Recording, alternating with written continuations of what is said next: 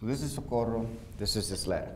Right now what people react to is the fact that the Socorro Independent School District taxes its citizens $1.28 for every $100 of home value.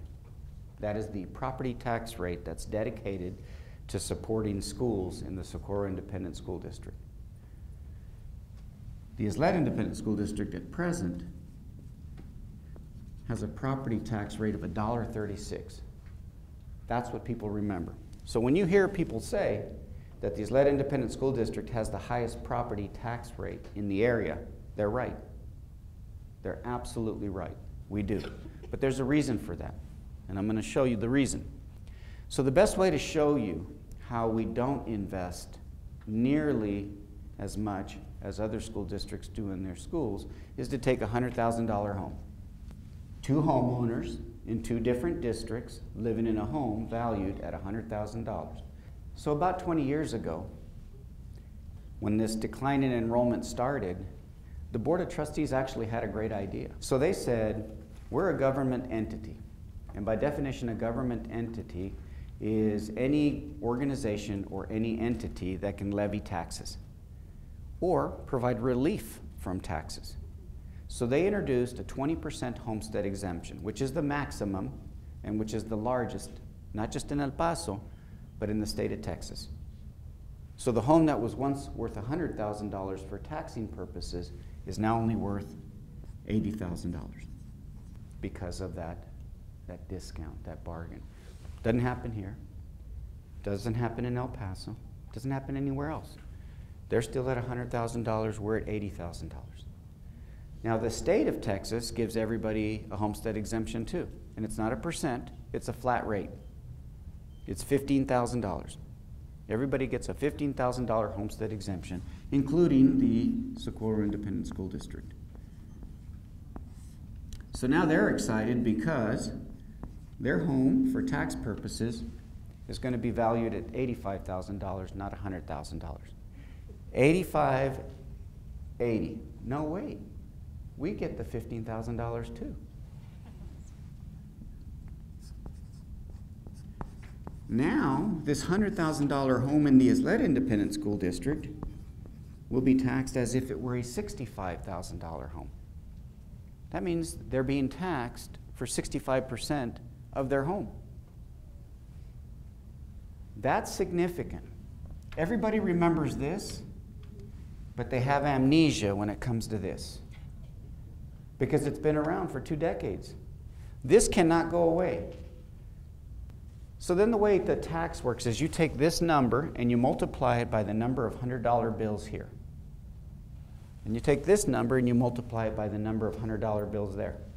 So if I take $1.28 and I multiply it by 850, I'm going to pay $1,088 a year to support those schools.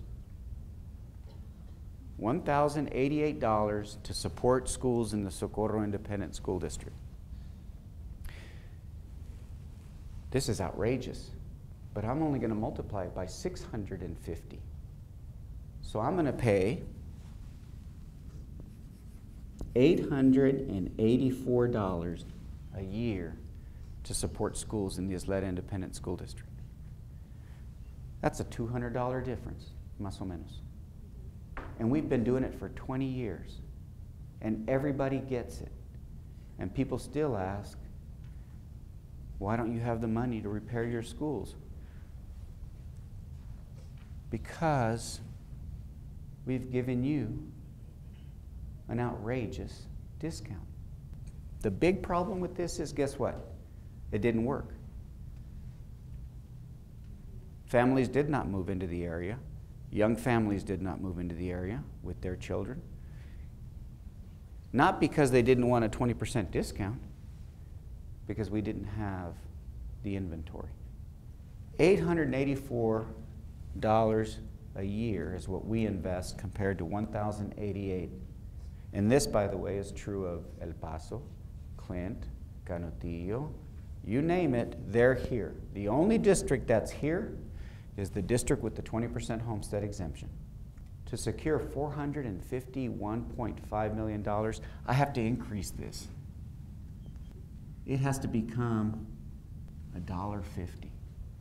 This is outrageous, $1.50.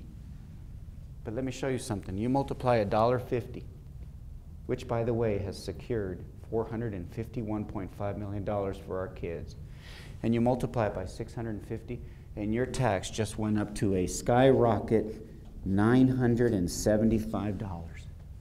You still aren't paying what everybody else pays for their schools. But you've provided children with a performing arts center, a brand new high school, a brand new middle school, 2 brand new elementary schools, refrigerated air. You've been able to do all that for $91, and yet you still haven't made the investment that other homeowners make in the surrounding school districts. So I'm not trying to be cavalier or dismissive about people's financial realities. Their realities are their realities, and there's no doubt that an increase in tax is a burden. And for some, it may be more of a burden that they can handle. I understand that, and I'm not indelicate to that. But when people tell you that the Ysleta Independent School District already requires more of their homeowners than any other district, we at least have the responsibility to say that's not true. You may not like taxes, nobody likes taxes. But let's not suggest that this district is asking its residents to pay more than the surrounding school district, because it's actually the opposite. This district has been incredibly generous to its residents for 20 years. And so it's appropriate that the superintendent and the district ask them to consider reinvesting in the schools. I'll tell you how outrageous this is. This would have to become $1.63 to get to here. I would have had to increase the tax rate by 25 cents, by a quarter for every $100, just to pay what they pay next door. That would have generated over $600 million. We wouldn't have a phase 1 or a phase 2. We could do it all. But we've broken it up. And this is still going to be very tough to do. So here, if you divide this by 12, it's $7.58 a month more to secure everything that we just talked about. Because the state recognizes that people who are 65 and older have done their part. They've paid for their kids and their grandkids, so they've excused them from any kind of a property tax increase. Anyone 65 and older will not see an increase in their tax. They're on a fixed income. When it comes to schools, we do not increase their property taxes for the purpose of a bond.